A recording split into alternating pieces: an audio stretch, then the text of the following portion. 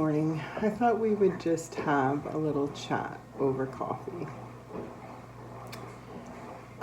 Couple things. So, as I've gone over my videos that I have made so far, I'm going to just tell you, you're going to hear in the background my husband coughing.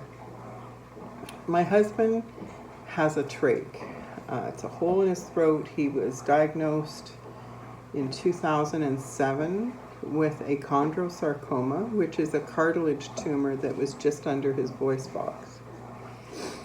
And at that time, we were shell-shocked beyond. He had gone for like 10 years almost, having these attacks where all of a sudden he couldn't breathe, and he'd go to the doctors and they said it was asthma, and they said it was this and that, and fooled around and put him on different medications at different times. I didn't think it was asthma. I had asthma as a kid, and that was not how it presented in me, but what do I know? So we moved here in 2005, and in 2007, finally, after exhausting just about everything, seemingly, he was seeing a ENT, an ear, nose, and throat surgeon in Ottawa, and the final thing he said to him was, well, maybe it's just acid reflux. Drink water and it will fix itself. I knew it wasn't acid reflux. So as Glenn was getting ready to leave, the doctor asked him, is there anything else that you notice?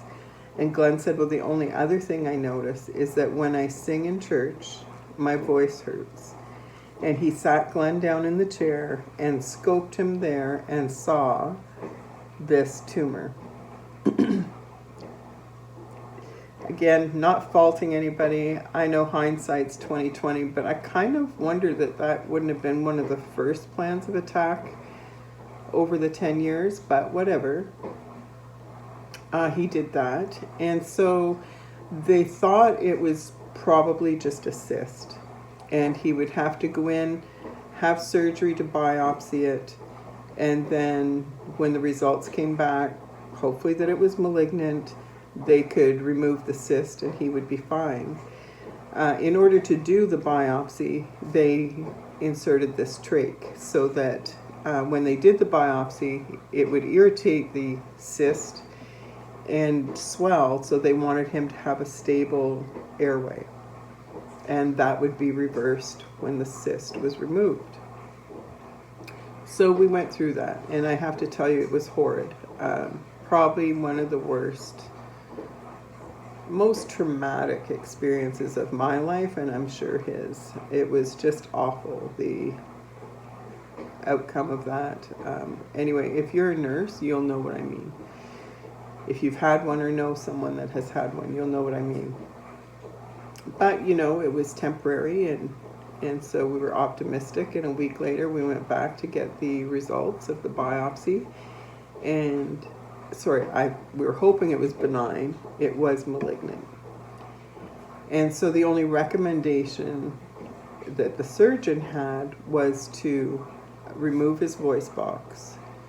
He would have to maybe have a prosthetic voice apparatus.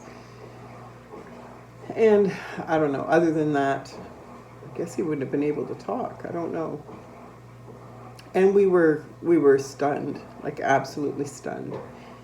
And we came home that day, and we were like, okay, whatever, like we're just thankful that he's not going to die. It's chondrosarcoma is a cartilage tumor, and it takes a long time to develop, and it is quite resistant because it's cartilage to treatments that you would normally use for more of a cellular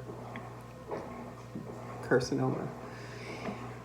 So that was on a Friday, and then I was just like blown away. It was a terrible weekend. Everybody was crying. It was awful. It was whatever. And near the end of the weekend, as my emotions started to subside, it's a long story. I maybe won't get into it. Anyway, something had happened 2 years previous to that turned piqued my interest in a pH diet. If you want to know more information, message me. I'm not going to go into it all here because I know not everybody's going to want to hear it. And it was an instantly stopped me in my tracks moment when I heard this. I'm like, what? And so we looked into it. We kind of played with it for a bit, never, ever, ever thinking cancer was on our horizon. So at the end of this weekend, and I'm just like, God, I don't know what to do with this. And he brought that memory back to me. And so Glenn and I talked about it, and so we decided we were not going to go with the surgery. We wanted to take some time and do things diet-wise,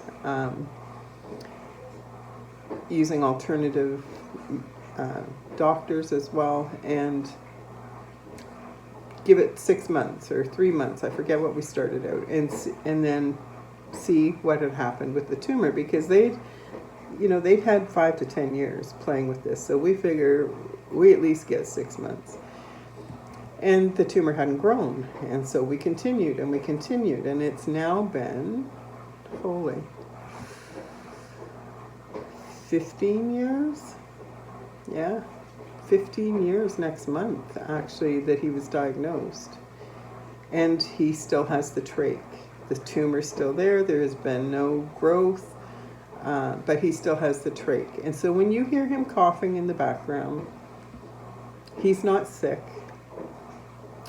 The trach will wiggle, it will move, and it will trigger a cough reflex. So I just wanted to explain that because, right now, the way our house, because we're renovating, Glenn is more near to the kitchen when he's on his computer, and so I was aware that showed up in the background. And I just want you to know what a blessing he is. That man has fought through so much and come so far, and could have quit so many times. He had every excuse. So I'm so thankful for him and these 15 extra years that we've had together that they said we wouldn't have. So when I hear him cough, it bothers me sometimes. I am not a mucus person, but those are the things I keep in mind.